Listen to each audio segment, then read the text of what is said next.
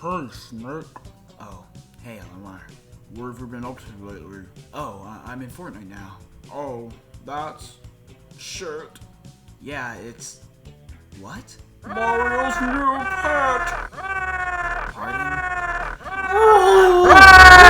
Hello, people of the outside world. Today I'm going to be talking about a hot take I have about the Pikmin series. Before I get into it, I just want to say I love the Pikmin series and every game in it. Except Pikmin Bloom. And... The games in this series are for the most part amazing games and I've enjoyed my time playing them, but there is something I am just not as a big fan of.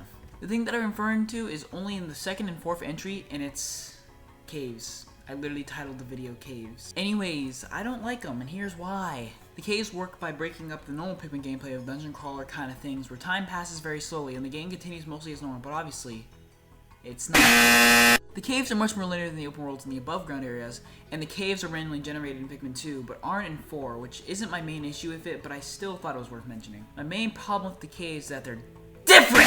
I don't think that the caves are inherently bad or just shouldn't be in the game period, but they just don't do for me in their current state. I play Pikmin for the beautiful nature and bright lively environments, and caves are of course a part of nature, but it lacks the same life the rest of the game has, which would be fine by me if they weren't so frequent or if just one area in the game was a cave. But in the case of Pikmin 2 especially, these things are constant. Even in Pikmin 4, I enjoy exploring and messing with the objects in the garden areas and even being so small in a real human house, but then a cave comes along and breaks that flow for me.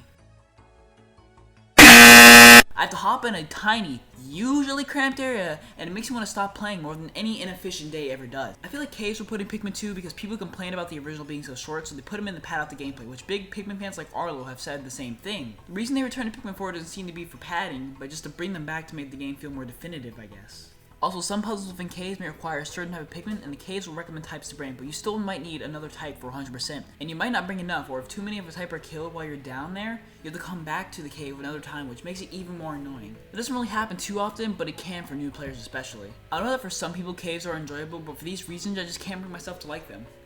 However, I do think there's a way to make everyone happy. Caves obstruct me from being able to enjoy the parts of Pikmin gameplay I like.